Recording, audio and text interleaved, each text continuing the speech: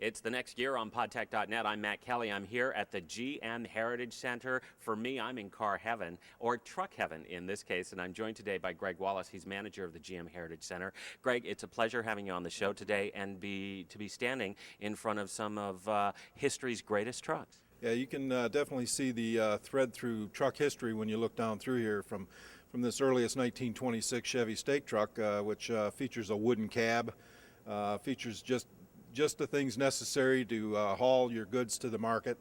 As you can see, it even has wooden spoke tires. Well, as we move down the line here, continue to introduce us to these trucks throughout history. Here we have a 28 Chevy Pickup, or a Chevrolet cab truck, which features a metal body but with a fabric top. As you can see, they're starting to go from all wood body to metal.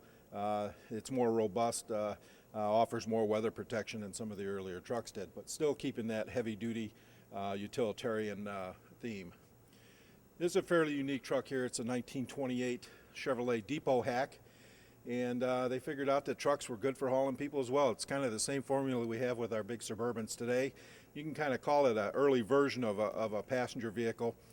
They used these to go to the train stations, to go to the shipyards, and they were basically just to haul folks around. All wooden body, has Venetian shade style blinds that retract up and down, fold forward front seats, and many of them came with big large racks on the roof for stacking luggage. Nice. Now as we move on to this cream-colored vehicle, are we entering into the 30s with this vehicle? Absolutely, and you can kind of see the Buck Rogers streamlining era. Everything became very aerodynamically designed. Airplanes and flight was a big technology of the time. This is a 33 Chevrolet Sedan delivery, which was used for bakeries and for making deliveries, florist, you name it. They were great service trucks. And I certainly look at this style of vehicle and I think Bonnie and Clyde from the 1930s. It just has that reminiscent feel of that era. Absolutely. It's got a very flowing, very Art Deco, very aircraft-inspired design. Nice. With the 36 here now, we're going into pickup trucks, and they become very utilitarian. This one has a 6-foot bed on the back. It also has the optional handy cover in the back, which many of the delivery jobs would have needed, such as fruit delivery, or even the guy that used to come around to the neighborhoods to sharpen knives and scissors and stuff. Here we have one of the earliest Suburbans. This is Suburbans came out in 1935. This is a 1946, and the formula is sort of the same. It's practical. It hauls a lot of people, hauls a lot of luggage, and it's attractive. I mean, it's a beautiful with this beautiful red and black fender paint job on it. It's a very unique combination. You can definitely tell that they've transitioned here because you're seeing a lot more roundedness to this vehicle compared to the squared off of the vehicles from the previous eras. Absolutely. You can see the effect that streamlining is starting to take on these vehicles with the bomb-shaped, bullet-shaped headlights and wind splints on the fenders and on the hoods and stuff, and the very forward-styled and flowing lines of the grills and the side hoods. Great. Let's move down now to our next Chevrolet. This looks like it was a delivery truck as well, or a fruit truck or something. Absolutely. We've got a few of these in here, and these handy trucks were very useful for many different businesses. This one's outfitted out in a fruit vendor's configuration, but you can see that this was the way they got goods out to the neighborhoods in the day. Today we have all kinds of supermarkets, little malls and stuff that have all these things. In the day, these people came to the neighborhoods with these goods. I remember still to the day myself, I'm dating myself here a little bit, when the milk truck would come around and deliver milk to the households. Absolutely. As we walk down through here, you can see that the styling becomes a major role, and it's starting to mirror the automobiles in some respects. Hooded headlamps, rounded windshields or panoramic windshields, flowing lines into the cab. This is a 1957 Chevy pickup truck. Beautiful styling. Has a lot of the styling cues that you will see in the 55 through 57 Chevrolet and Cadillac automobiles. This is a very unique Brazilian-built truck.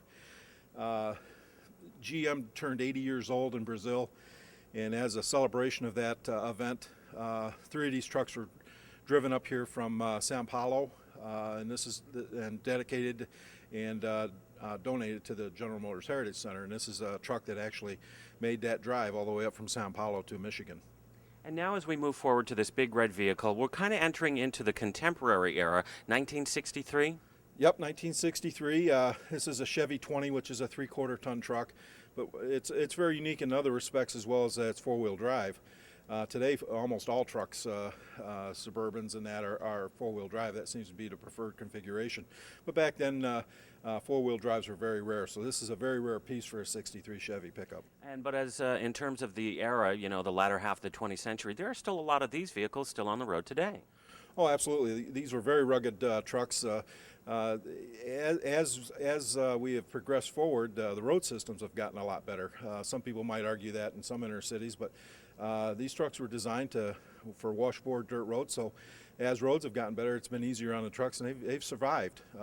You go out down south in the United States, and these trucks are still very much on the road and very used. The Cheyenne Super 10 with a 350 V8.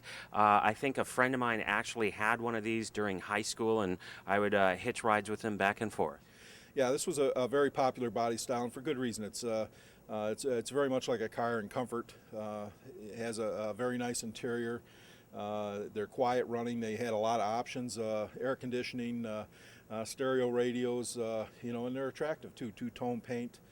Very deluxe for a pickup truck. So this kind of ushered in the era of when pickup trucks became more utilitarian from the standpoint of being used as the family automobile as well.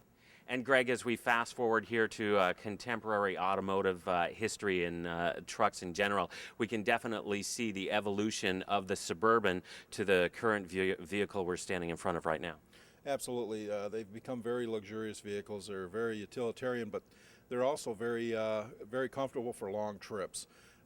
You're hard-pressed to find a vehicle that is more comfortable and more utilitarian for a long trip. They're smooth riding, got all the creature comforts of the most luxurious cars out there today.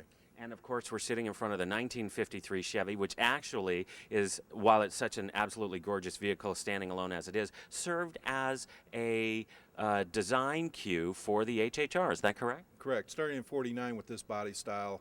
It was a very popular body style, very popular in its day, but it's a style that's popular among the collectors and the street riders today, so it made it natural for the SSR as a evolution of the design. Well, Greg, it's been an absolute pleasure taking this trip down memory lane, a trip through truck history here at the GM Heritage Center. A pleasure having you, Greg Wallace, on the show today. Thanks so very much for your time today. The pleasure's all mine.